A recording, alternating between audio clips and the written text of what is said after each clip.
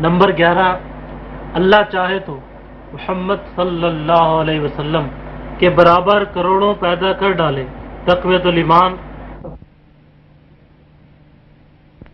یہ وہی کتاب ہے تقویۃ الایمان جو جاری ہے۔ یہ جو آپ نے دوسرا ابھی حوالہ پوچھا ہے یہ ہے صفحہ نمبر 30۔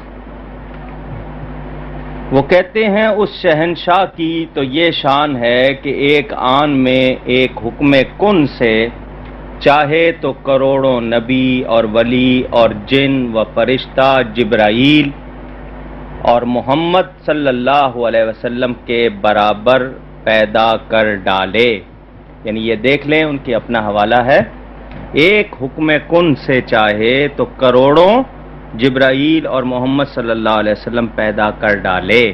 یعنی واضح طور پر ان کے نزدیک نبی پاک صلی اللہ علیہ وسلم کی کوئی اہمیت، کوئی عظمت، کوئی فضیلت، مرتبت نہیں، اور وہ محمد صرف لکھا ہے، یعنی حضور صلی اللہ علیہ وسلم کے ساتھ کوئی القاب بھی نہیں لکھے۔ تو ان کا یہ کہنا پیدا کر ڈالے تو وہاں جو ہے وَلَٰكِن رسول اللہ وخاتم النبیین قرآن میں ہے کہ وہ آخری نبی ہیں، تو اگر کروڑوں پیدا ہو گئے تو کیا وہ سارے خاتم النبیین ہوں گے؟ یعنی عجیب سی بات ہے، قرآن کا مذاق اڑانے والی بات ہے۔ تو صاف لکھا ہے، یعنی اس کا بھی حوالہ یہ دیکھ لیں کہ ان کی اصل کتاب میں وہ عبارت موجود ہے۔ جی اگلا حوالہ۔